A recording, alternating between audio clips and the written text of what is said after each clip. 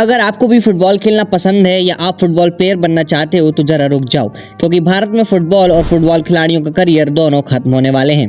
Football Bharat में कोई नया गेम नहीं है। 80-70 के दशक में इसकी शुरुआत जोरदार तरीके से हुई थी। हम कभी एशिया की ब्राजील कहे जाते थे। 80-89 में मोहन बागान एथलेटिक क्लब बना। 80-93 में IFA की स्थापना हुई और 1937 में AIFF बनी। इसके बाद देश भर में क्लब और अकेडमीज खुलने लगी और भारतीय फुटबॉल तेजी से आगे बढ़ा। लेकिन 1950 में जब भारत ने आधिकारिक रूप से फीफा वर्ल्ड कप के लिए क्वालिफाई किया तो फंडिंग की कमी, लेस फैकल्टीज और एडमिनिस्ट्रेटिव मिस्टेक्स के कारण हम फीफा खेलने ही नहीं जा पाए। यहीं से भारतीय फुटबॉल का असली डाउनफॉल शुरू हुआ। एशिया में भारत ठीक ठाक खेलता रहा, लेकिन इंटरनेशनल लेवल पर पहचान कभी बन ही नहीं पाई। 1983 में भारत ने क्रिकेट वर्ल्ड कप जीत लिया और देश का पूरा फोकस बदल गया। बच्चों के हाथों में फुटबॉल की जगह बैट बॉल आ गए।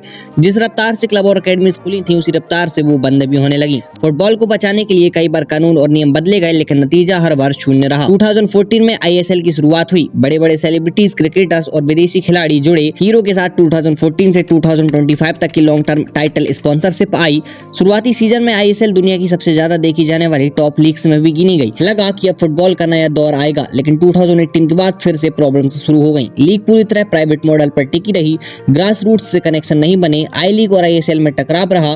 क्लब्स को नुकसान हुआ, व्यूअरशिप गिरी और इन्वेस्टर बाहर निकलते गए। आज हालत ये है कि 2025-26 सीजन के लिए ISL का कोई टाइटल स्पॉन्सरशिप नहीं है। इसके अलावा AIFF और FSDL का मास्टर राइट्स एग्रीमेंट भी आखिरी दौर में है। 2022 में AIFF भंग हुई, कमिटी ऑफ एडमिनिस्ट्रेटिव बैठी और उसी साल फीफा ने भारत पर अस्थायी बैन लगा दिया, जो देश के लिए शर्मनाक था। नतीजा ये हुआ कि जापान, साउथ कोरिया, वियतनाम, यहाँ तक कि अफगानिस्तान भी वर्ल्ड कप खेल गया, लेकिन भारत ओलंपिक तक क्वालिफाई नहीं कर पाया। अब सवाल ये है कि भारतीय फुटबॉल मैदान में हारा है या फिर फाइल्स में और मीटिंग्स में।